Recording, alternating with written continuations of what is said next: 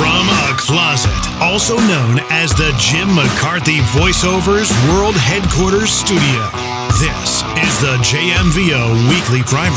Please subscribe, rate, and comment via jimmccarthyvoiceovers.com/podcast.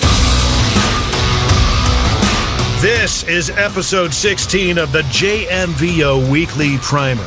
The JMVO Weekly Primer is about making your life better through marinating your mind in good stuff.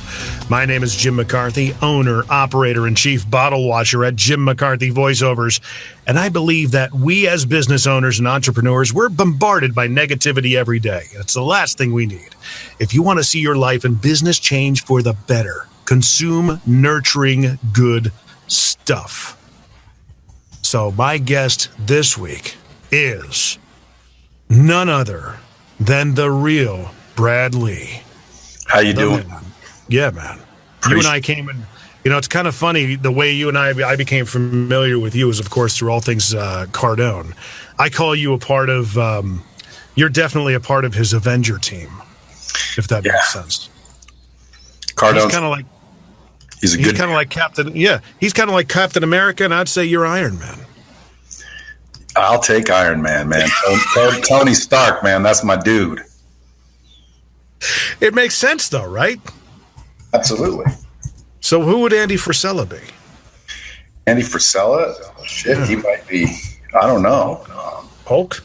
Yeah, the Hulk. You seen him lately? He's all ripped up. That could be Ed Milet, though, too. Ed Milet, yeah.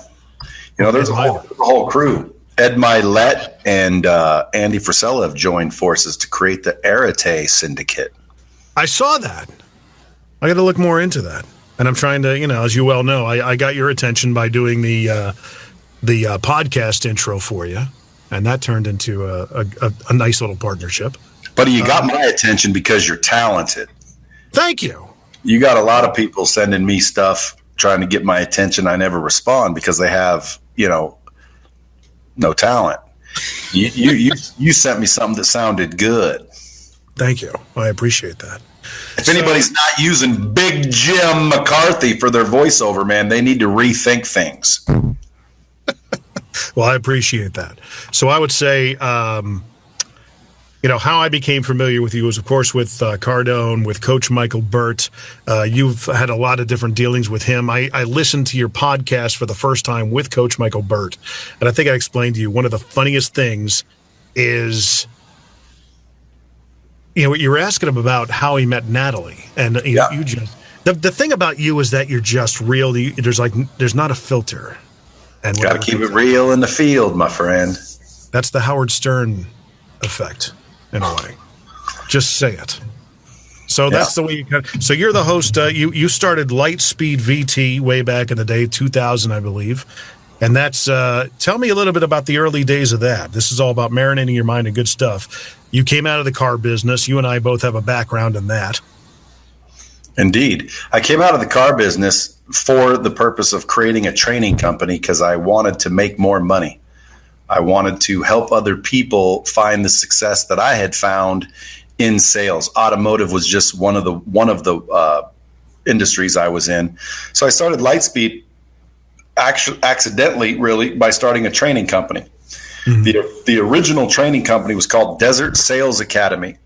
Anyway, I thought I could make a lot more money and help other people make a lot more money. So I quit the car biz and went out and started my own company. Got my ass kicked for a long time. I was way ahead of my time on the virtual online training stuff, and fortunately was, focused in on it so much and believed in it so much that I didn't give up. And now finally, the whole world's coming alive to it. Matter of fact, they say it'll be $1 trillion industry in the next 4 years. Within the next 4 years. Virtual training. Online virtual train. Well, virtual training is kind of something I started. So most of it call it online learning or e-learning or distance learning. Anyone that calls it virtual training, they met me because that's kind of what we've coined. But yeah, virtual training, online learning. Your Lightspeed, when did that? So that start? It wasn't Desert in 2000, was it? That's the first incarnation of it. Well, it's still Desert Sales Academy. The actual company, if you look it up in like the Nevada business licensing, is Desert Sales Academy. DBA Lightspeed VT. Lightspeed VT was actually the name of our software, and people kept sending us checks filled out to Lightspeed VT, and I got tired of calling them, telling them, it's Desert Sales Academy actually. So I just went and registered a DBA, trademarked the name, registered the name, and boom, now everybody just considers us Lightspeed. But the official name of the actual corporate entity is Desert Sales Academy. Now, nobody knows. Not a lot of people know that, by the way. So you got an exclusive right here. I'm going to drop a bomb on that. You may. I should have set that up. I'm going to. Kevin Prendeville said maybe replace the horrible public schools. I'm going to adopt some of your things that you do in your show with the bomb dropping, but that's all you, obviously. So, tell me a little bit more about in the early days. I mean, starting at everything up, you came out of which group? Out in Vegas is where you worked in dealership world? Well, I've worked all over in the car business. I worked in Las Vegas when I quit and decided to start my own company. Yeah. Which group was that for? Tobin. I know Tobin. Josh Tobin. Tobin Automotive. The old chop.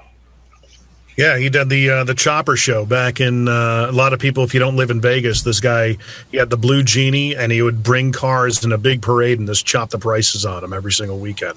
It was like valuetainment. Yes, I can gladly say that I was responsible for creating names for the show. Like, matter of fact, I pulled a joke on Josh. Actually, we called him Chop because he doesn't like the name Josh at work. But, I pulled a joke on him and I said, listen, when I pull up in a car, because he had all the salesmen driving the cars. And I said, listen, when people pull up, I want you to tell them to roll down their window and ask their first name and then their last name. And so he said, why? I said, just check it out. So he would say, come on up, roll down your window. And so they started rolling down their window and he'd say, what's your name? And I had someone say their name was Hugh, and then the last name was Jaboner. And then he started laughing because he realized what he was saying. And then I had about 5 sales guys with, Phil, my butt up, and all these different names that were kind of vulgar and stupid. But at the end of the day, that's what started all those names and characters. Yeah, the Blue Genie, I remember mostly. Yeah, so his name was Prem. You decide to get out of the car business for a myriad of reasons. I mean, it's a rough business, but it's a great training ground. For me, it was a great training ground. I mean, it was like a trial by fire. I thought I knew how to sell before I got into the car business. Then I really knew how to sell because I had to. So you got out of that. You get into the early days of, I'm going to do my own thing. What was the first, oh, crap moment where you're like, oh, man, what the hell did I do? Well, I mean, when it came time to pay rent and make car payments, money wasn't there. So how did you overcome that? I mean, it's just getting out there and hustling even more, getting more sales, things of that nature. Well, that's what I had to do, but it didn't happen overnight. I had to hide my car from the repo man a bunch of times, park down the street so they couldn't find it. I saw a video you talking about that. Yeah. Yeah, man, it was rough. I was going through a divorce at the time. I had to give her child support I didn't have. I had to, pay rent I didn't have. I had to make sales I couldn't make. It was a rough time. But, I think if you really want to succeed in life, you can't fear what might happen to the negative. You want to reverse that and fear what might not happen if you don't do it. Like, I didn't fear going broke. I feared not getting rich. Does that make sense? That was your long-term drive. Well, I mean, it's just, I've always been a little bit ballsy. So things don't scare me that would scare most people. I thought, what if I never get rich? What if I sit here at the car dealership forever? What? Now, and by the way, I was making pretty good money too. But when I quit, I had enough money to pay all my bills. If you remember the car business, everybody would get their check, go down, and it'd be gone by the next check. So even though I was making good money, I wasn't investing it. I was blowing it like an idiot. I had no assets. I was all liability. And, looking back, I was probably really stupid to quit my job. However, that's my point. If you guys want to succeed in the world, if people want to succeed, they cannot be afraid of what might happen in the negative, meaning I couldn't pay rent and it did happen. But so what? What if I never ever get out of the car business? I was fearing the opposite. Like, don't fear what might happen negatively, fear what might not happen positively. Dude, that deserves a bomb. That's good. That sounded more like a freaking tin roof getting pounded on, but okay. The fidelity is lost on this. I mean, especially with your setup, man. You can make some deep bass bombs, can't you? This was a last minute decision. I'm like, I'll just play it from my phone. I didn't test anything. I kind of fly by the seat of my pants most of the time. Yeah. So you said your desire long term was to get rich, but back then, what did that mean? Back then, rich meant $1 million a year. I thought $1 million a year was all the money in the world. And when did that really change? When did you realize that may not have been enough? When I was doing $1 million a year.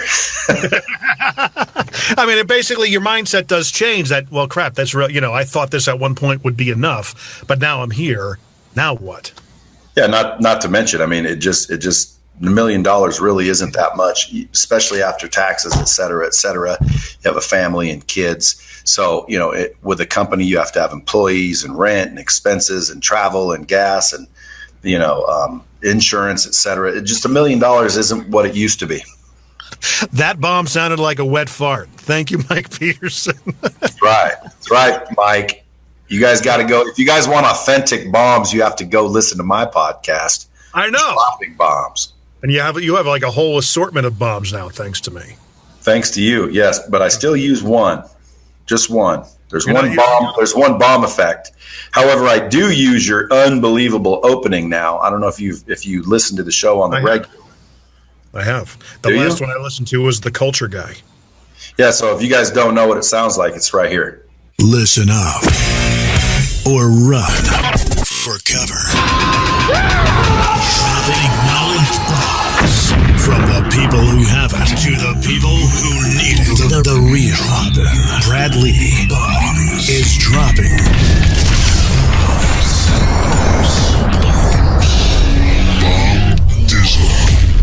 What it is, Bradley back again with another episode of Drop It. That, my friend, is talent. You got the silky voice. It comes out from time to time when my allergies aren't kicking my ass. So so $1 million. I mean, $1 million a year. You got to be making, for you personally making it. You got to be doing about $2 million a year after taxes and all that stuff. So was it $1 million a year for your business or for you personally? No, that was the business. Yeah. Shit, I didn't pay myself more than $2-3 grand a month for 15 years. That's an interesting point. That's very interesting. A lot of business owners probably aren't aware of that aspect of it, because I'm kind of in the same boat. Me and a business partner own an LED lighting company. We just got off the phone literally 10 minutes ago talking about a whole other thing that we want to move into. And I'm like, look, we have yet to even pay ourselves on a consistent basis. Why are we entertaining this? That was the kind of conversation we had. You have to reinvest. You know what I'm saying? Yeah, and that's I think that falls short on a lot of business owners as well. Would you agree? I would agree. At the end of the day, I mean, if you want to start a business, there's a certain flow that you kind of have to follow. Obviously, first you have to have a product or a service. Then that product or service needs to get some attention, which is marketing and ads. If you're a digital marketer, whether it's a billboard, whether it's a radio, whether it's television, print, whatever, you have to get some attention. That attention will then turn into, inquiries. The inquiries turn into sales, hopefully. The sales turns into revenue. And then the revenue, if it doesn't go back and start that over and grow it, you basically end up becoming, a small business that barely maintains and eventually goes out of business. So most people forget the part to bring that back up and fuel the top again. You'll send it down through that funnel and take it out the other end and buy a Lamborghini or a Ferrari and get a bigger house and a nicer wardrobe, etc. Big fancy watch. When in reality, you should probably take that money and act like you don't have it. I always have a saying, man, if you want to get rich, stay broke. And that just means take the money that you have, reinvest it into what you're doing to make monies to scale and or create passive income. And that's something that Matt Monero talks a lot about in his latest book, You Need More Money. You're familiar with Matt, I'm pretty sure. Indeed. Yeah, you've had him on the show, I believe. Indeed, I have. And it was that was a really engaging conversation because you kind of butted heads on a few ideologies, and that always makes for great entertainment. But he talks about, look, if you're not $50,000 liquid, you're poor. You might as well consider yourself poor. And a lot of people that he knows told him, look, that's a low number. Well, again, I disagree with that. Really? Well, yeah. If you have 50, well, I mean, again, it depends on what level you're sitting at, I guess. But, I know people that have $10, $20 million, and I bet you they don't have 50,000 liquid in the bank. So they have 10, like income wise, that kind of revenue, but it's going out as fast as it's coming in. No, they invest it. They get rid of it. $50,000 in the bank. What's it doing for you? You can take $50,000 and leverage a property or leverage a short-term vacation rental or put it back into your business that made you the 50 to begin with and grow and scale your money. If you have $50,000 liquidity in a bank account that's just sitting there, you're foolish, if you ask me. You stay broke. I mean, what do you need $50,000 for?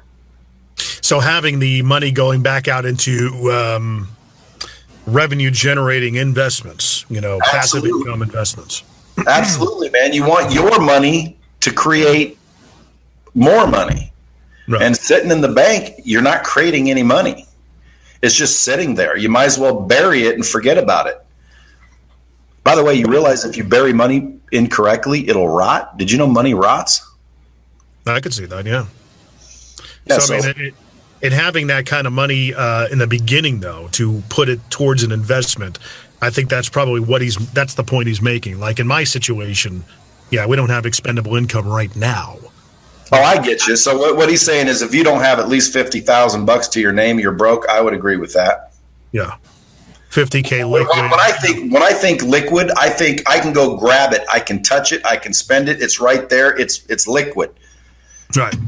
So if you have $50,000 liquidity in your bank, it shouldn't be there very long. I mean, it doesn't matter that it's there for a minute. I probably have that or more liquid, but I'm looking for places to put it to where now it's not really there, right? And now it's gone. And now that money's making money, and it just grows and expands and compounds. But and I just started doing it, man. I'll tell you, Jim. I just started doing it before the last couple years. I was kind of foolish. I didn't have any other asset other than Lightspeed. Right. So if anything happened to Lightspeed, it would have went down. I would have been looking for a job again. I mean, I didn't have any revenue producing assets. All I had was liabilities, and just in the last couple of years, I just started changing that. Listening to Cardone, Ed Milet, some of the people that I get to hang around and kind of watch what they're doing and realize, I get what they're doing. They're basically compiling assets. I'm compiling liabilities. I go buy a car, which costs me money. I'm not renting it out. It's costing me money. I go get a house that's costing me money. Everything costs me money. I'm making good money so I can afford it, and I'm making more of it. And I thought there's no end in sight, which there isn't for me, especially me. There's more money coming than I can spend, so I'm not really too worried about saving and investing.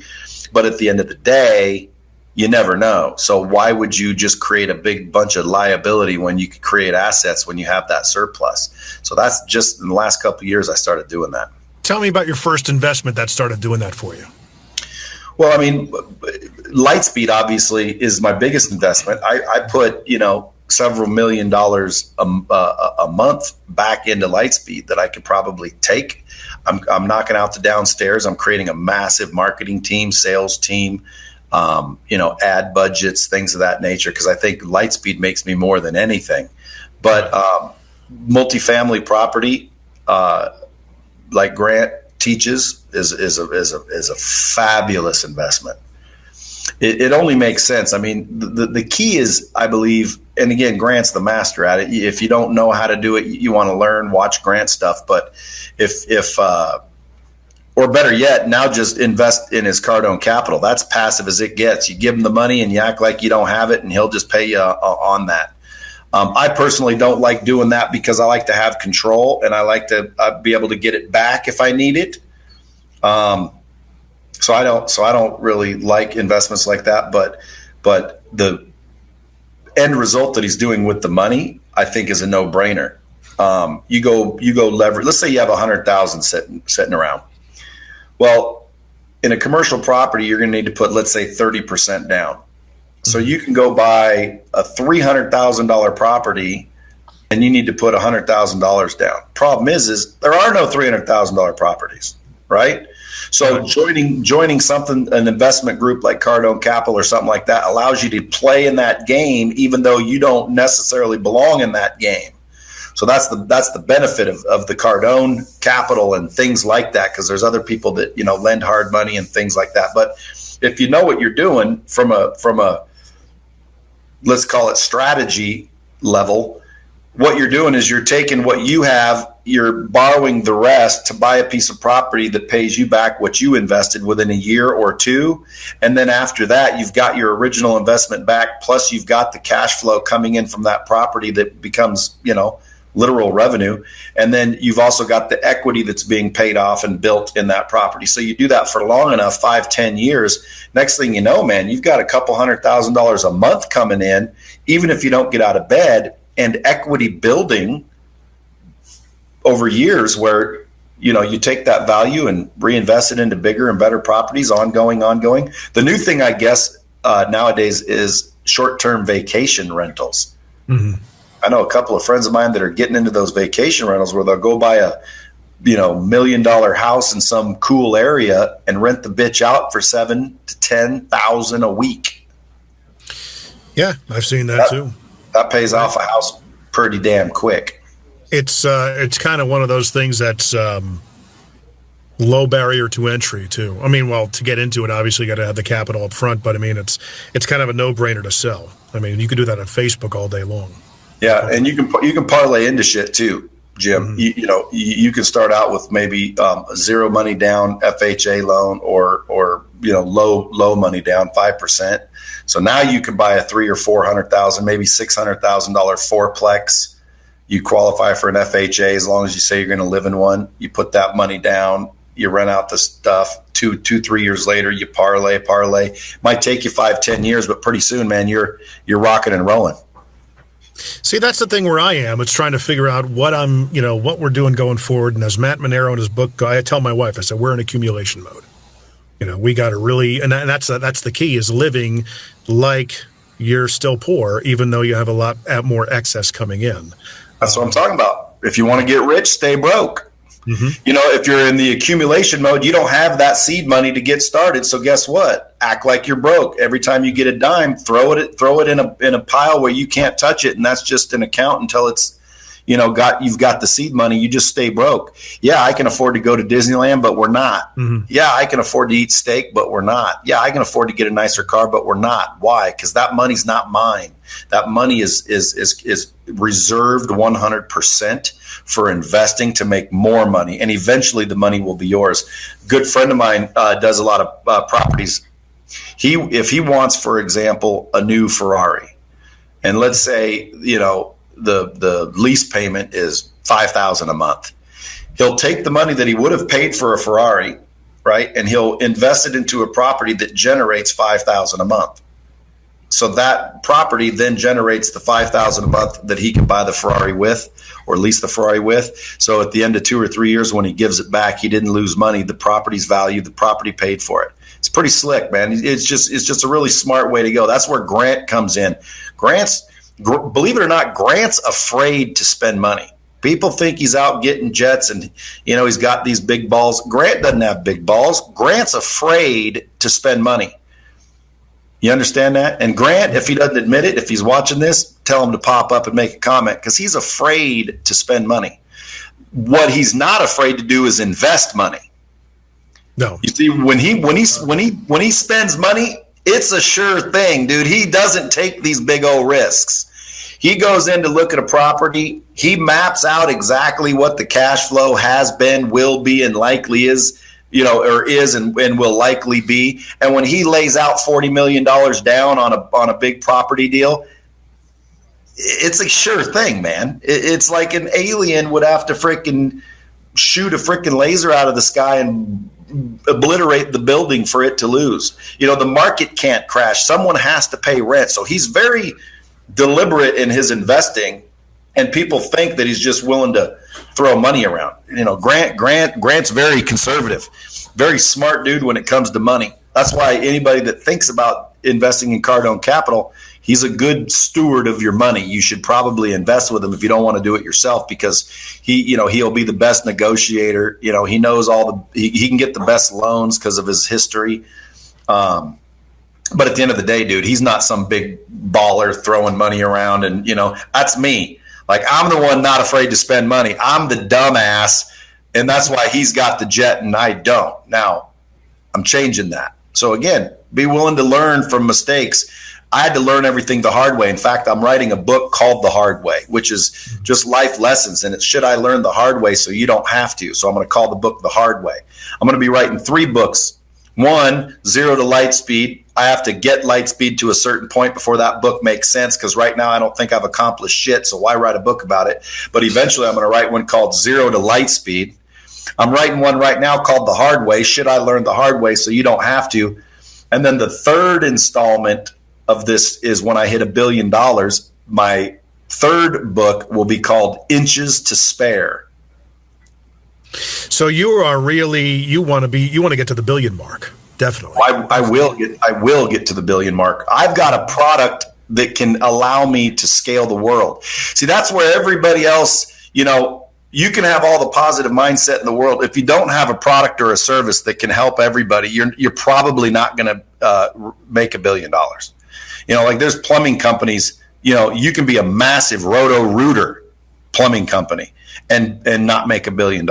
So at the end of the day, when you're looking at a company and you're trying to figure out what product or service or what are you trying to get into, look at which ones obviously solve the most problems and then that scale.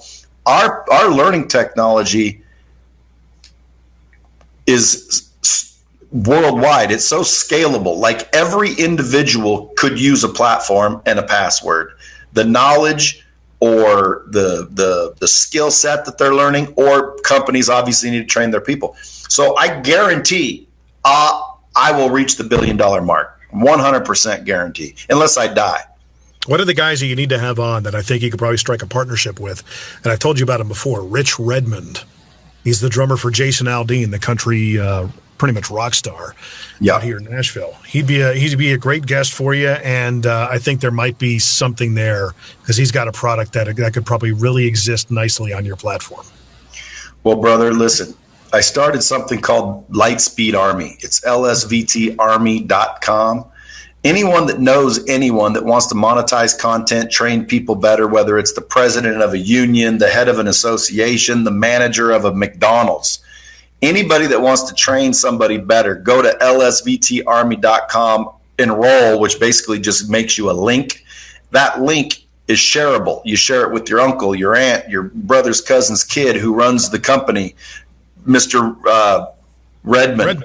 Yeah. Yeah. So take that link and share it with them, because then I know it came from you, or just personal introduction since me and you know each other. But for those of you that might be listening that want to earn side money, man, you can make money just by introducing people to Lightspeed. Just go sign up for the LSVT Army and share the link, and the link's going to pop up and explain all the benefits to anyone who clicks it, and then I can track it to see it's you. But bro, you know me, send them in here. Let's hook that up. Let's do it. Let's make it happen. Now, being that a lot of your platform is training, you're a big believer in continuous ongoing education and training. Listen, it ain't training unless it's ongoing. Training isn't something you did, it's something you do, right? In order to learn, here's what I learned the hard way. Again, I learned everything the hard way. I was too stupid to get a coach and a mentor and read books and figure out what other people already figured out. You go, give yourself some credit, though. I mean, were you even aware that was out there at that point? I mean, there were coaches and stuff, but I mean, not to the extent that we have them now. Yeah, well, again, you're right. When I was a kid, it wasn't really available. I mean, there was Tony Robbins and Zig Ziglar, and there were just audio tapes and seminars you could get. But I wasn't even smart enough to go with those. I was one of those dipshits that basically said, "Oh, you want $3,000? Forget you." Like, that's stupid. Who'd pay $3,000? I wasn't smart enough to realize that $3,000 could have made me $3 million. However, you are right that it really wasn't readily available back then as much as it is today. However, I learned everything the hard way, and what I learned about training is simple. There needs to be 4 ingredients for someone to train. If these 4 ingredients aren't prevalent, they're not available in a training program, the training is going to be much less effective, if effective at all. The 4 ingredients are simple. First, you need good content, right? You train someone how to do something with bad content, you're going to get bad result. Number 2, you're going to need repetition, right? Repetition is the mother of learning. 3, you're going to need practice and role play, okay? Practice. You're going to need to practice. And then 4, you're going to need accountability. Those 4 ingredients are the keys to learning, okay? Now, I can point out a million different examples of how that works, but it's just us as humans. So when you go to these one-day trainings, they're not really trainings. They're exposure to information. Mm-hmm. You know, these conferences, these webinars, these workshops, they're not really training, they're conferences, right? They're going to expose you to some things. Now, it's not that you can't learn anything at them. I just learned something today in 5 seconds that I'll never forget on my phone. So I'm not saying you can't learn, but the word training, you know, and to train and develop your staff, your employees, your soldiers, your teammates, it's an ongoing thing, man. It takes repetition, or it's not training. That's one of the real big reasons I started this podcast, is because when I jumped out on my own in entrepreneurship, maybe it was in 2016, it was literally back up against the wall. I had to start marinating my mind in good stuff repetitively. Cardone was a big part of it. I wouldn't have heard of Cardone if it wasn't for the car business. You know, he's become such a major personal brand in the past several years. And you yourself, I mean, did you ever anticipate you yourself having this kind of influence that you have in this day and age today as a personal brand? No. And again, I mean, people think I'm trying to be humble when I say this, but I don't really have much of a brand. I mean, I got under 100,000 followers on any social media. So like, that's not really a big impact or a big influence. It's not the ball cap. Well, you're not going to do anything with much much less. Yeah. You know, at the end of the day, man, you need attention. I ain't here. Well, listen. I'm happy that I have, let's say 70,000 people following me and caring about what I say, which I appreciate them all. I love, you know, interacting and engaging and whatnot. I love doing the podcasts and whatnot, but that's not really influence. It's a start, and it's more than someone that doesn't have any social media presence. But at the end of the day, you know, when I think of an influencer, I think of Grant Cardone, Tony Robbins, Ty Lopez, Gary Vaynerchuk, Andy Frisella is a big influencer. You know, Ed Milet is increasing his influence quickly, and there's up and comers that like you've never even heard of, and they've got way more than me. Nicole Arbor, who I just had on the podcast. Daymond John, who I just had on the podcast, Tim Grover, who's coming in here in a couple of hours. These guys, to me, are influencers. So I'm at a disadvantage to walk around thinking I'm all that, because I'm not all that. If I was all that, you'd have, 27,000 people watching this live because I posted it and promoted it. why doesn't anyone give a shit that I'm on here? It might be me.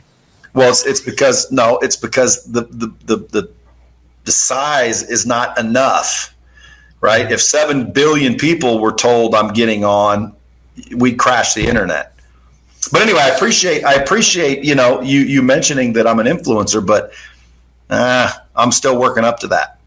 But the humility is part of the appeal. I mean, as long as you keep on having that, I believe in humility. I think humility is a tremendous appeal. And it's funny that you bring up Vaynerchuk's name, because I got introduced to him in 2015, not physically, but, I started watching his content. The first video I watched, I was like, oh, I get this guy. The funny thing is, though, is that there's a dichotomy going on right now between him and Cardone. Two different philosophies that are so stark in how these guys think. Cardone's all about, look, think about it, about your legacy and do what it is that you love and figure out how to monetize it. He's all about, look, if you can make 80 to 80 grand a year doing it and you're happy, you win. Cardone is like, well, Vaynerchuk will teach you how to be poor. And he actually said that in an interview we did with him. Rich and I actually went down to Miami and interviewed Grant about 2 months ago. And he said that in that interview, and I was like, wow, that's kind of interesting. But I do notice that there's a little bit of a little bit of professional wrestling going on with those two. Indeed. I have seen it. But again, I don't think I'm humble. Matter of fact, I don't agree with humility or the word humble. I'm real. Like, I'm a realist. I'm saying I'm not an influencer because I'm not one. It's not humility. Right. Trust me, if I had 1 million people following me where I could snap my fingers and cause 1 million products to sell or 1 million likes to happen or anything where I have a lot of influence, well, then I would say the opposite. I'd say, dude, I'm one of the biggest influencers there is. So I don't believe in humility. Have you ever looked up the word humble? I have not. Well, dude, you don't want to be humble. Like, that's one of those bullshit things everybody wants to tell you to be. And it's an excuse that we were given when we were young, when we were taught wrong. At the end of the day, I'll Google it right now while I'm talking to you. Google the word humble. I'm going to give you the definition, and I want you to tell me if you want to be this. Okay? Go ahead. The word humble. Allow me to get my readers on. Now, I got this little text. You ready? Go ahead, man. Showing a low estimation of one's own importance. Is that what you want to do that? Low social, administrative, or political rank. Do you want to be that? Now that you put it that way, not really. No. Okay. Lower in dignity or importance. Is that what you want to be? No. Okay, so listen, why does everyone always tell us to be humble? I want to say it's biblical, but I don't think it's that. No, dude, it's because we were taught wrong, man. We were stuffed so full of shit growing up that we all just believe it. Schools designed to make us workers. Schools designed us to teach us to STFU, sit down, do what you're told, go get yourself a nice little house in debt so we can keep our thumbs on you. We're going to give you this illusion and dream that you're living this American dream life, and all we're really going to do is put you right in the old soup where you don't have enough money to pay your bills or barely enough, or a little more than enough, and we're going to basically create a bunch of tax-paying machines. I mean, we're taxpayers, dude. We're cows.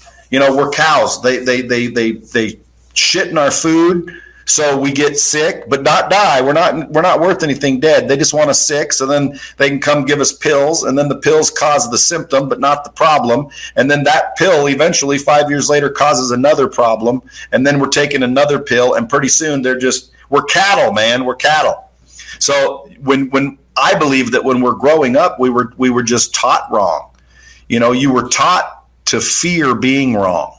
Remember back in school when you were all excited to raise your hand, and if you got the answer wrong, they told you to sit down and shut up, and you felt stupid, and everyone in class made fun of you, and pretty soon, like, you just didn't raise your hand anymore? Well, I mean, my story is that back in high school, and you could probably attest to this too, is that the paradigm that was actually created was if you didn't go to college, there was no chance for you. You were going to be a loser. Again, that's stupid too. Yeah. And I don't even think it was ever true. Like, who started that myth?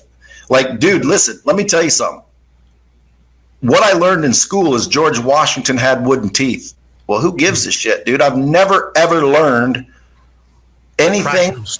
Right, real stuff. I never learned, how to close a deal, how to build a relationship, how to balance my credit, and how the importance of credit. Like, there's just so many things that they should have been teaching us if they really wanted us to succeed, but they didn't. They teach us this antiquated curriculum. They don't care who we are. They make everything the same, pretty much. They force the student to adapt to the curriculum rather than allow the curriculum to adapt to the student. That's why Lightspeed is going to fix education. We're either going to fix it or we're going to inspire someone to finish the job.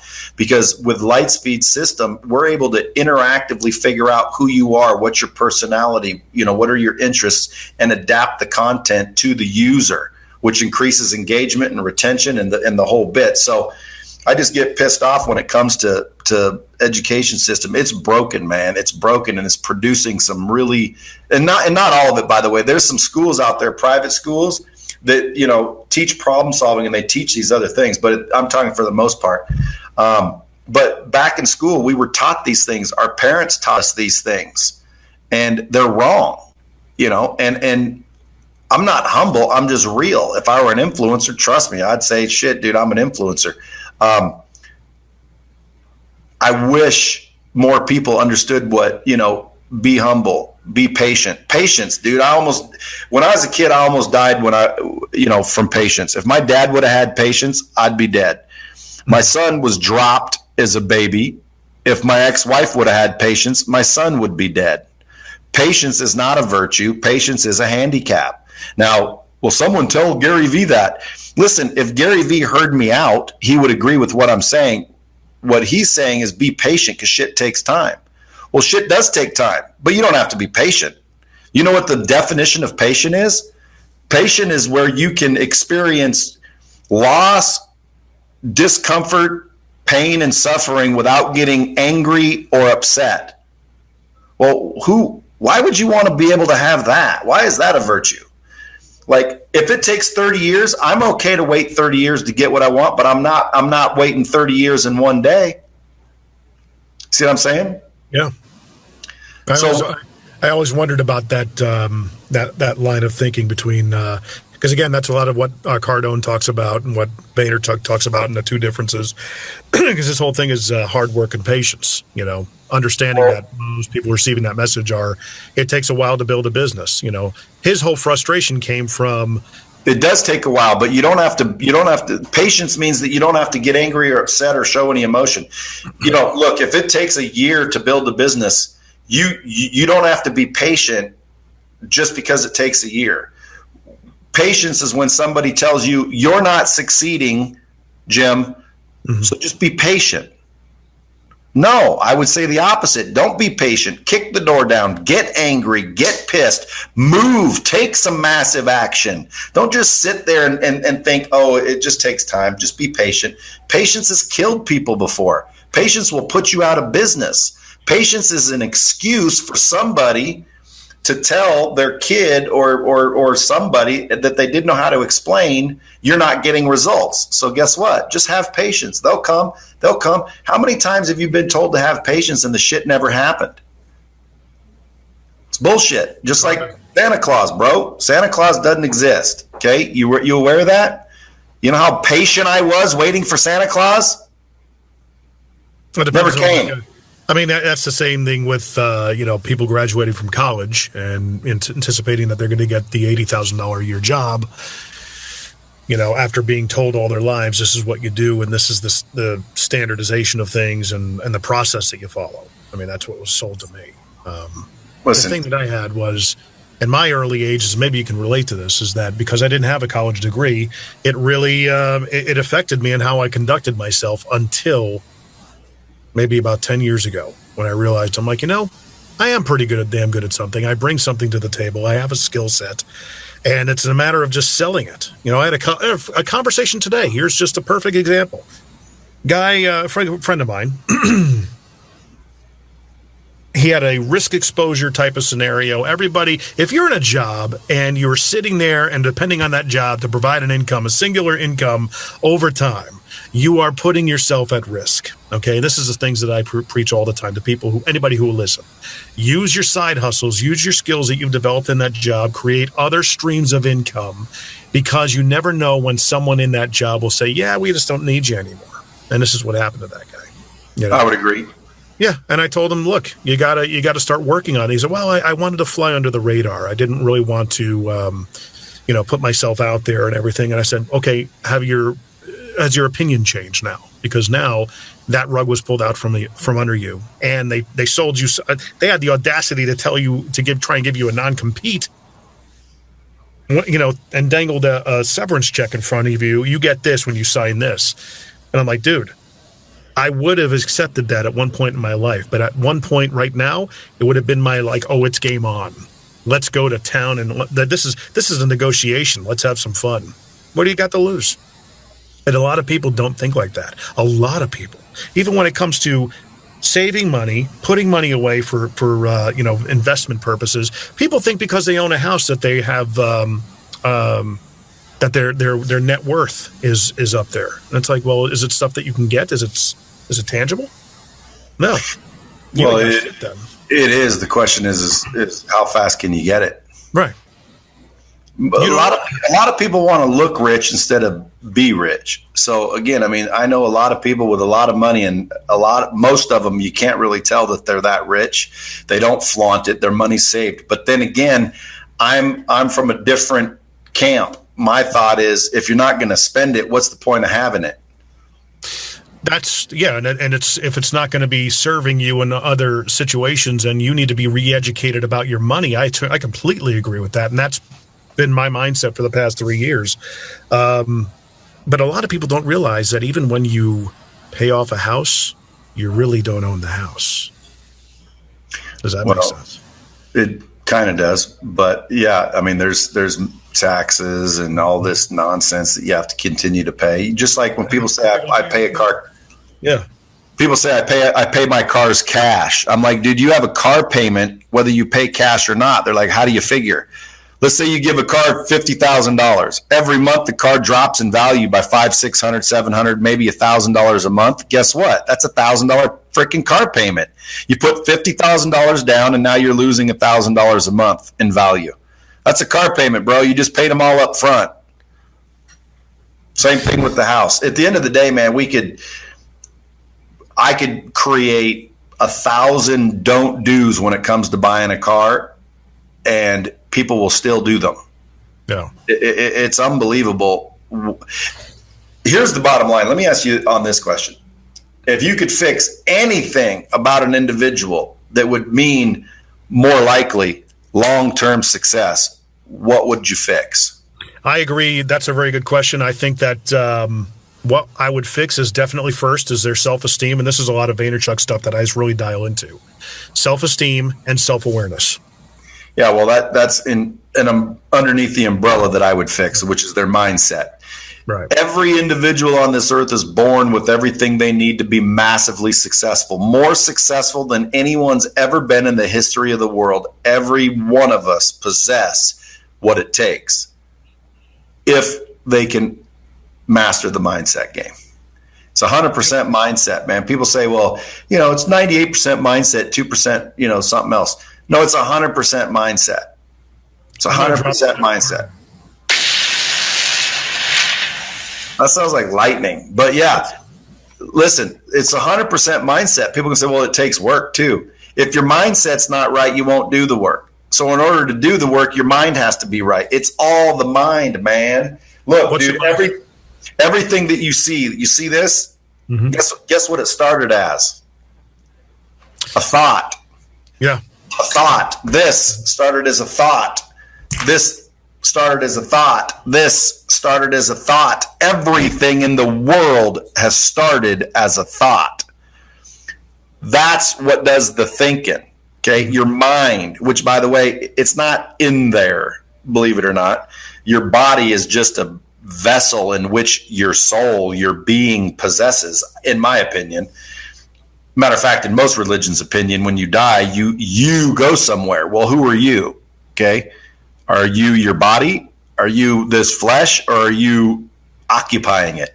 So if we could master as human beings, if we could master the mind, there's nobody on this earth or ever has been that would be considered successful compared to what we could do with that. And we're all equipped with it. When I say all, I mean, obviously there's some people that are brain dead in the hospital. So you know what I mean by all, like most of us. Yeah. Obviously physical challenges and handicaps with the mind are going to take effect to that. But again, if they had the right mindset, they could fix those problems. But anyway, I digress.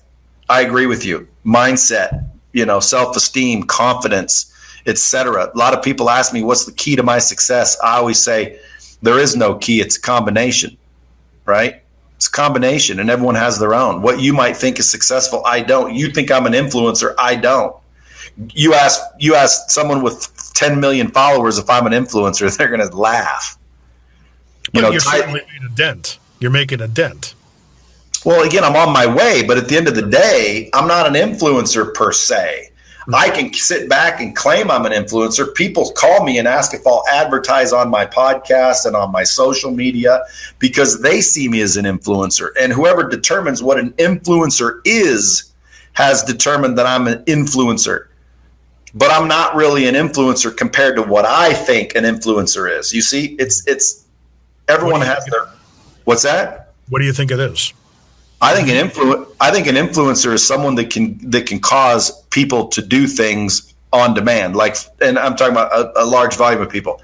If you were interviewing Kevin Hart, there wouldn't be, I don't know how many people that is or came and went or what the number is, but if Kevin Hart was on here, there'd be thousands of people watching.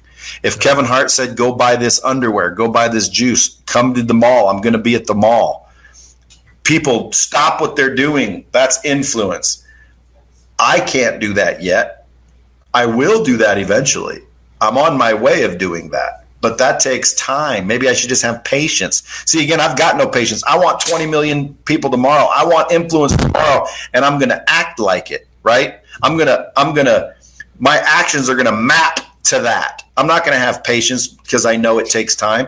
So what? What's that got to do with it? I don't have to be patient. I don't have to sit by idly without being angry or upset or taking any kind of emotion.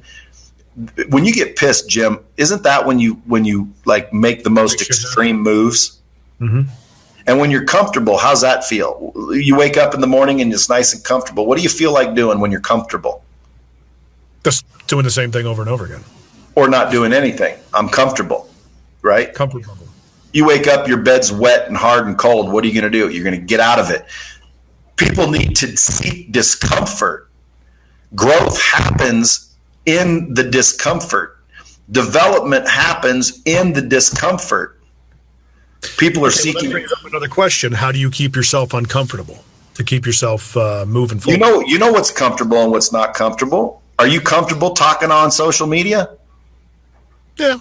Okay. I've done this. So, it's. I know, but my point is you're comfortable doing that. So what makes you uncomfortable?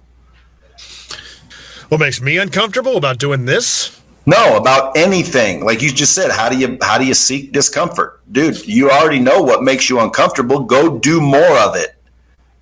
Well, I'm asking you, what makes you uncomfortable? The normal things like, working out every day. It's freaking uncomfortable as shit. Not having 50 million followers. Yeah, hugging people, like, especially dudes. I don't like to hug people. I don't like to show emotion. But really?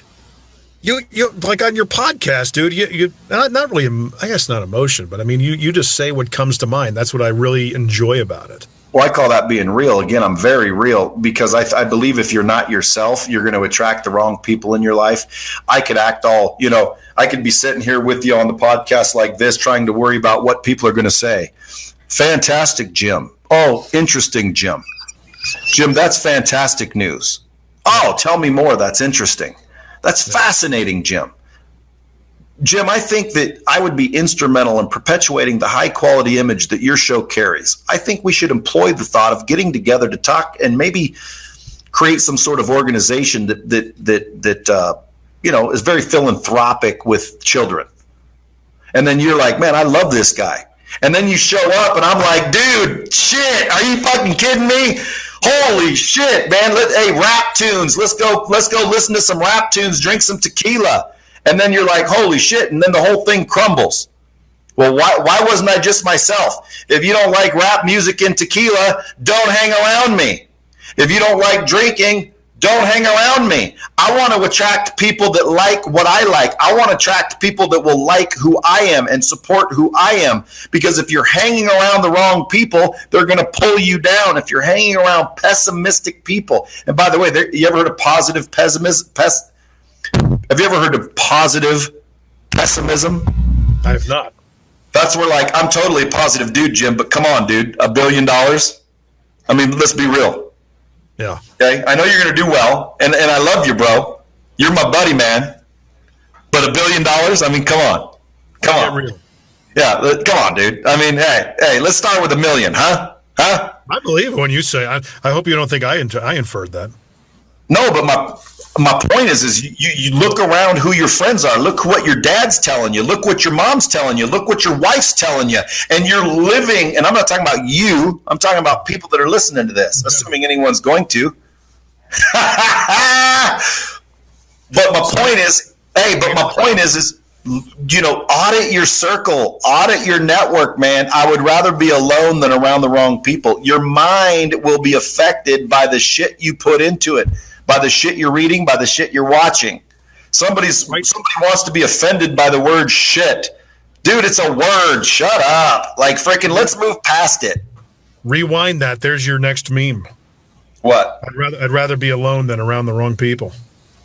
That's a good one. I already have it out there as a matter of fact. Oh, I must not have seen it. Yeah, because you don't follow me. Nobody follows me. I have no influence. That's what I was trying to tell you. I look at your stuff every morning. I'm joking. That 100% was a joke. I can tell you this, though. You want to audit the people that you're around. Okay, a lot of people, well, that's, I've been friends with that guy for 20 years. I'm not just going to kick him to the curb because some guru tells me to do it. Listen, you don't have to kick him to the curb. Just don't let them in the real estate right here. And if that means that you have to separate, that means you don't hang out every single weekend, then you better do so or make a choice. I want to be average and hang around my life because that makes me what? What does it make me? Average. Comfortable. And average. Well, again, exactly. It does make you average. But my point is people seek comfort. You know why I don't want to kick out my buddies I've known for 20 years? It's comfortable. I don't want new friends. I don't want people that'll rip me off and take advantage of me, and maybe they won't like me. And, well, shit, me and so-and-so, man, we like tequila. And, it's uncomfortable making these changes. So all I'm telling you is seek discomfort, because if you want to be comfortable, you're not going to go anywhere. If you want to be comfortable, you're not going to grow. You're not going to develop. People keep saying, Brad, how do I get to the next level? Maximize the level you're on. You know how you maximize the level you're on? Get uncomfortable. You're making 100 calls a day and you get comfortable doing it, make 200 calls a day. I spoke at that 10X Growth Con too. A lot of people, emailed me and texted me, and they're like, holy shit, dude, when you were up on stage, it seemed like it was 5 seconds. And at first I thought you were just telling random stories, but I went back and listened to what you said, and it was the most powerful presentation up there. I'm like, well, personally, I liked Tim's story. He made a big impact. Ed Milet was awesome. Andy was awesome. Grant said a lot of shit. Elena, I always love her stuff. So, I wasn't my favorite, but I was apparently their favorite after they went back and listened to what I said. Because you know what I said? Dude, this isn't rocket science. Coming to this event ain't going to do shit for you. Everything that these guys are saying, you can get for free on social media. Why'd you pay so much money to come here and listen to us? It's the truth. Why are you paying so much money to come here and listen to us if you're not going to do anything with it? The biggest value of conferences is not who's on stage talking. It's not the information you're going to get on stage. It's the information that you're going to get meeting the 25 people sitting around you. Whoever else, people will say, well, who was dumb enough to spend 10 grand to get a ticket like that? Well, I'll spend 10 grand to get a ticket to be sitting in a room where people can afford a 10 grand ticket. You know what I'm saying? So I'd pay 10 grand, not for the speakers. I'll pay 10 grand to be around all the dumbasses that paid 10 grand. Why? Because if they can afford to pay 10 grand, we can do some business. You go to those events and you pay attention and you meet every single person you can meet and you don't hear a damn word that was said on stage. Guess what? You're the smartest person in the room, because first of all, you can buy a recording for $100 after the event. So everything I said is in video, it's on transcription, it's being chopped up, it's on social media. You didn't need to hear a word I said. What you should have been doing is introducing yourself to every single person in that $10,000 ticket section. And if you weren't in the $10,000 ticket section, introduce everybody wherever you are. My point is network. Relationships, the new economy, Jim. Relationships. You got to jump. You got to bail. You got time? I got time. Okay. I just want to make sure I'm not jumping over. You had talked about, I agree with that, with the definitely making relationships. That's a definite value point of going to some of these things. And you know, you're absolutely right. Being that you're a proponent of continuing education and training, what are you feeding your mind these days? Who's your guy? What are you listening to? You know, it changes. I listen to everybody, believe it or not. You know, people always ask, who are my mentors? You know, everyone's my mentor. I believe that you can learn from everybody. Now, Grant will argue that you should go deep on one person. Well, coffee, though. You know, I agree with what he's saying, because, you know, you can't surfacey get people if you really want to get somebody, and you can't study everybody. But again, he's talking about studying. I learned from this dude that just walked by my office. I learned from the employee that I fired last month. I learned from everybody. So if you mean, like, who do I learn from? Everybody. But lately, the books and the pieces that I'm doing, Ray Dalio Principles, you know, I'm going through that. I'm going through, you know, Gary Vaynerchuk's crushing it or whatever it's called. Let me see what else. There was one that I just picked up that I'm interested in looking at, and I think it's called, let me look it up right here. Who are you listening to? There's a book I've been reading, and for some reason, a lot of these podcasts have always steered themselves back to the culture topic, which is interesting that you had, I can't remember the guy's name, but you guys had a really great conversation about culture, office culture, and you were honest. You were like, look, I know I got to have a good one, but I'm not sure how to deploy it. And there's one guy I interviewed back in like episode 5 or 6. His name is Arnie Malham, and he had a similar situation in culture development and trying to, you know, because the first 15 years of his business was grind and drive, and if you weren't on board, I was going to kick. You know, there was no culture in his office until somebody actually told him, who was applying for a job, look, I'm interested in the job, but the only thing holding me back is the fact that I don't want your company on my resume. So that really made him stand up and say, what the crap? He's now a destination employer where other companies come in and see what he's doing. He's got a book called Worth Doing Wrong, if you want to write it down. Great book. All the different things that they did to turn things around, and different strategies and tactics to create culture inside the workplace. And it all started with the owner and their core beliefs. Well, again, people say create culture. Listen, you already have a culture. It's either a good one or a bad one, but you've got one whether you think you do or not. People say, I need to get a culture. You've got a culture, bro, no matter what. Here's what it's called. It's Greg McKeown, Essentialism. Have you heard of it? No. I'm going to write that down. Yeah, Essentialism. It's basically ultimately figuring out how to spend your time better. You know, I can spend all day and get nothing done. And a lot of people confuse activity with progress, and it's deadly. You need to be good at saying no to people. You need to be good at determining what brings you the biggest value. So the book Essentialism really teaches you kind of how to break that down to where, man, you can be more effective and get 20 times more done doing half the things you're doing. Focus, in a way. Yeah, well, in a way. Then there's another one called Traction. His name is, I forget people's names all the time. I don't know why. Traction. What the hell's Traction's name? Anyway, go get the book Traction if you're trying to figure out how to get traction in your company. Hey, is there anything that you've always wanted to do? Well, I've always wanted to be an actor. I've always wanted to be a police officer. Well, I don't know if you see this, but I'm a police officer. Oh, very cool. It's an honorary police officer out of California, but a police officer nonetheless, sworn officer. And then I wanted to be an actor, and I think I'm going to save that for down the road. I'm going to produce my own movie, get a couple of stars to be in it, and do that route. So I'll be an actor. I'm not too worried about that one.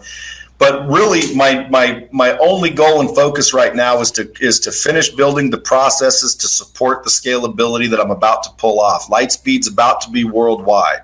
You know, if you're a business or a subject matter expert or an individual, you're soon going to have a password to our technology. Regardless, I mean, it's going to be to a point where you're born, you get a social security number and a Lightspeed password. The question is who's it going to be with? Is it going to be with Grant, Tony Robbins, Zig Ziglar, Brad Lee? I'm creating my own content that's unbelievable. You want to build confidence? I'm going to show people how to get the confidence they need in order to it's like seed money, right? If you don't have confidence, there's a big problem with that. It's like not having seed money when you want to be an investor. So I'm creating a course on confidence that's going to be unbelievable. I'm creating a closer school. It's actually called closerschool.com. You can go there now. It just says launching in 2017. Leave your name if you want to be announced. And launching 2017. That tells you, how long I've been working on it. But I'm still coming out with it. So I've got content coming out, but my goal is to be the billionaire that I want to be. I'm liquid billionaire. In other words, like a true billionaire. I'm not leveraged $1 billion where I couldn't get it if I wanted it. I just am controlling the assets. I want to be liquid billionaire. And the billionaire purpose is so I can go and philanthropically help people financially. Well, that seems to be a big part of a lot of you guys, and I kind of lump you in. I said it in the beginning. You guys are like the Avengers of entrepreneurial thinking these days, and you're definitely a part of that. You're the Tony Stark, and I'll take Stark, man. I'm Iron Man. I like that shit. Absolutely. # Tony Stark and the Bomb Squad. The Bomb Squad. So, dude, I can't believe you don't listen to my podcast, man. Do you know how popular it's getting? How many downloads do you get an episode? Me? Mine? Not as much as you. How many episodes are you at right now? This is 16. The average podcast doesn't even last 7 episodes, so congratulate yourself. You're already twice as many as the average. If it's low overhead and low effort to put out, I'll do it all day long. Well, again, brother, I keep telling people, man, do a podcast. If you're serious about getting attention and building a brand, you need to do a podcast. You need to get a content team or do it yourself. But, my podcast is getting big. I can't believe you're not listening. And if you're listening, you would already know that you're in the Bomb Squad. I got Nicole Arbor in the Bomb Squad. I've got multimillionaires that have reached out to me with successful companies. And I'm like, how'd you hear about me? And they're like, dude, I'm in the Bomb Squad. And I'm thinking, shit, man, this is actually reaching to people. So, dude, you need to subscribe to the Bomb Squad, unless you don't like it. I mean, you don't like listening to chit chat and hogwash. I'm subscribed to yours. There you are, right there. All right. Are you one of those ones that? Dude, Ed Milet's got some good stuff. Andy Frisella's got some good stuff. You got Andy's on there, MFCO Project. I got to look that up. I got to get on that. Yeah, Andy's got some good stuff. Man, there's some good stuff out there. Podcast is blowing up. It is, and it's free, and it's basically this age's radio show. The only thing is that the Howard Stern of this medium is yet to be defined. That could be you. Well, probably is, because I'll say whatever is the truth. Period. And I don't do it with some strategic purpose. I think people deserve the truth. I think if you speak the truth, you're going to be polarizing in some cases. People aren't going to like everything that you have to say. But I can also tell you this: no one's ever going to have 100% satisfaction with everybody. Period. If I like chocolate ice cream, there's going to be someone that doesn't. I was watching your video the other day. I didn't know if it was a podcast or a video, because to me, like Nicole Arbor just told me, put our podcast that we videoed on YouTube. And I'm like, well, then it ceases to be a podcast. No, not really. Yes, it does. That's called a video, Jim. A podcast is a podcast. It's an audio downloadable audio file. It's a podcast. I think it's all the same. It's a show. Like right now, we're doing a Facebook Live. Yeah. This isn't a podcast. Now you're going to turn it into one when you download it on your audio. Cardone does it all the time. He says he has a podcast. He don't have a podcast. He turns shit into a podcast. Yeah. He's got shows. He does shows. Next thing you know, he's calling it a podcast. Gary Vee does the same thing. Repurposes content. Gary Vee podcasts are just the conversations he has. Yeah, but dude, Dropping Bombs is a podcast. We talk, it gets downloaded, and that's all that it is. Now, I'm starting to repurpose it. So Nicole Arbor's teaching me, create a video, put it on YouTube, and so I'm learning too. But my point being is, what was my freaking point? You were talking about dropping bombs. Like, you should do this format every single time. Do it live. This goes across 7 different platforms. I got to get it on 8. I still have to get it on Google Play. Yeah, but I had a good one. I saw yours the other day, your video, and Ivan Meisner. No, Jared Glant was on it. Yeah. I interviewed him. I love Jared Glant's shit on there. Jared Glant, that was a great episode, dude. It was. But congratulations on number 16. One of these days someone's going to say, how many you got? You're going to say 100. Believe it or not, that's a lot in the podcast world. It is. And to me, this is simple. This is radio 101. This is what I did. I worked in radio from 01 to 05 in Vegas with CBS. I don't know if you knew that. So did I. Did you? Yep. I'd say, hello, everybody. Bradley back again. It's sunny Las Vegas, Nevada. It's 97 degrees. No, I'm just joking. I was doing that in my car, I guess. I was working for KXNT, KLUC, and all those radio stations at that point.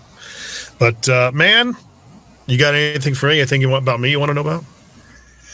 Dude, I'm going to get you some business, man. Your voice, you're like that homeless guy that they had, the man with the golden voice. You're like that dude, man. That guy had an unbelievable voice, but he didn't, he was homeless. He had a great story, though. I mean, I wouldn't exactly say I'm homeless, yet. No, you're not like him in that way, but you got the golden voice. Yeah. I'm getting there. My balls in the butt. It's Big Jim McCarthy. I'm going to talk to Ed Milet and have you get on his. And if he doesn't let you, then I'm going to have him at least fix whoever did his. Yeah. Like, they don't even pronounce his name right. And I told them that. But well, dude, I mean, like, does Ed not know that? Like, listen, I've asked Ed, how do you pronounce your name? And he said, Ed Milet. And I'm like, it's Milet, right? And he said, yeah. So it's Ed Milet. It's Ed Milet. That's his name. The dude that does the dude that does it says, it's Ed Milet. It's Ed Milet. His name's not Ed Milet. It's Milet. So you need to redo it and send him one. Did you do that? I did. I sent him. I did the same thing I did for you. I sent him the whole thing. He loved it. And he and I were DMing on Instagram, and whoever he had me contact was the one I got opposition from. So I don't know. It's somebody who's doing his media or somebody. Dude, I'll pay for Ed. Okay, do Ed's, make it good. I'll be the judge. I'll tell him what's cool, and then if he doesn't want to use it, he don't have to. But when it says it's the Ed Milet Show. It's like, bro, his name ain't Ed Milet. Like, why don't you get his name right? Like, if you'd have called me and said, hey, it's the Brad Lea Show, I would have said, no, thanks. No, I'm good. The guy that's doing it has a good voice. It's the Ed Milet Show. But his name's not Milet. No. The guy's he's got a good voice, but, I don't know who it is, but it ain't me. So there you go. And he also doesn't have the sound effects. The imaging chops. That's what we call in radio imaging. So I'm putting forth the product of I'm going to start talking about me here. Podcast imaging. That's my thing. Well, listen, I'm gonna invite you onto my podcast because that's what you call podcast etiquette. I appreciate that. But I only do live. I don't do none of this hokey Facebook bullshit. So I got to fly out to Vegas and do it. You got to be in town, man, or I won't do it. I can't do it. I'm only a live guy. I created this unbelievable podcast table that's almost finished that has literally 8 microphones that come out of the table. Table says Lightspeed. It's all custom made. When you sit down at the chair, the microphone and equipment come out of the table through these little trap doors. and it fits 8 people. So 8 people can sit around this table and shoot the shit. And it's got a camera on every individual person that automatically feeds it to a mixer, to where if I want to go live from this table, I can, and someone can sit there at a mixing board, or it'll just record all of us individually where an editor can go back later, and whoever talks, we can cut to that person. And I'm just going to start producing content. When people are in town, we're going to sit around the table, shoot the shit. Because listen, I talk to a lot of people, and the best nuggets come out of natural conversation. Mm-hmm. Which is why my Dropping Bombs podcast has the format it has. I said, I don't want any questions. I don't want any, particular agendas. Let's get on the microphone and just shoot the shit. My next version of Dropping Bombs is going to be Dropping Drunken Bombs, where Andy Frisella, he's going to be my first guest. Andy Frisella is going to come in. We're going to get hammered and then drop some bombs. That's the kind of stuff you can't do on radio because of the FCC. The F what? Although the FCC, Federal Communications Commission. The F what? Exactly. The Hard Rock, when Howard did his show, I think he may have gotten a little lit up at times when he did a show from the Hard Rock out there. Yeah, well, guess what? That shit's over, bro. Yeah. The internet opens up the world. There's no more gatekeepers. There's nobody sitting there regulating you. If you don't like the F word, someone will bail out. Right. If again, I'm going to try to tone down the cussing myself, because I think it's not because, of people that don't like it. If you don't like it, don't follow me. I will cuss. I will drop an F-bomb, but I'm going to try to not drop an F-bomb, because I'm finding out that, believe it or not, more and more kids listen to me. Yeah. And I have respect, and I don't think that they should see that example. So, just like Andy Frisella drops F-bombs more than anybody, except for his kids' books. Mm-hmm. He writes kids' books, man. They're really good kids' books. I saw they don't have F-bombs in them. So it's the same purpose. Like, he doesn't put F-bombs in his kids' books because they're kids. Well, I'm not going to use the F-bombs as much because I hear, and I found out that, believe it or not, man, a lot of kids are watching me. That's a good thing. And you. Yeah. You got some kids watching you. You just may not know it. Yeah, I know. And if I, get some blowback because of it, it's, my kids hear us say it all the time. I've got a soon-to-be 12-year-old, a 10-year-old, and a 6-year-old, and yeah, we're not perfect. I'll tell you that much. My wife and I, they heard those words first from us. It's bad, but well, they're just words, brother. Exactly. That's right. When they come home with a bad grade, I try not to be so hard. I'm like, look, this is your job right now. You shouldn't be getting D's in the 5th grade or the 4th grade, dude. Just do the best you can, but know this doesn't define you. And that's one thing I always try and tell my kids. This does not define you. Yeah, Matt Monero has a great way to parent his kid. I think he said you can do a lot of things. You can get away with a lot of things with me, but you can't be disrespectful, and you can't be like unkind.